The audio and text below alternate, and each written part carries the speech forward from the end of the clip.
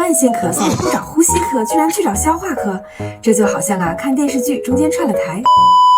但其实4%到21%的慢性咳嗽是继发于胃食管反流病的，被称为胃食管反流性的咳嗽。